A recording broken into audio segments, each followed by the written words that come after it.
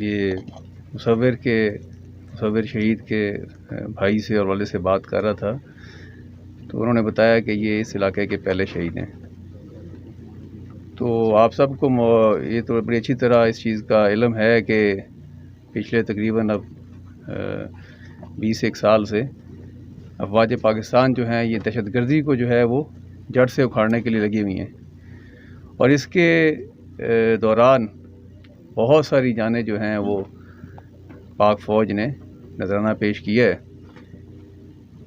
जिस इलाके में आप लोग हैं यहाँ भी आपको पता है कि एक वक्त ऐसा था कि यहाँ दहशतगर्दी जो है वो बहुत अपने अरूज पे थी, और फिर सिपाही मुसव्विर ख़ान जैसे बहुत सारे लोगों ने अपनी जानों का नजराना पेश किया।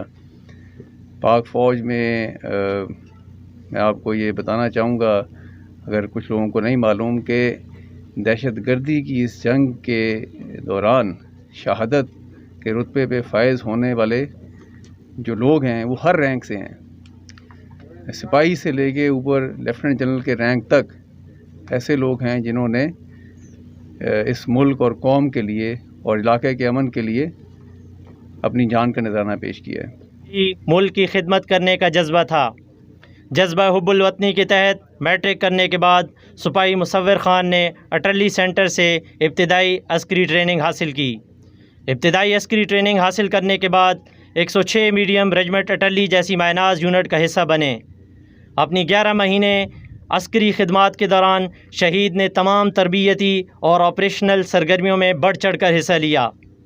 मौरख़ा 6 सितंबर 2021 को शाम 4:08 पर सर्च एंड क्लियरेंस के दौरान वीर जनाए के करीब शहीद दुश्मन की तरफ से लगाई गई आईडी ब्लास्ट होने की वजह से शदीद ज़ख्मी हो गए और खालिक हकीकी से जा मिले और शहादत जैसे आला मर्तबे पर फायज़ हुए।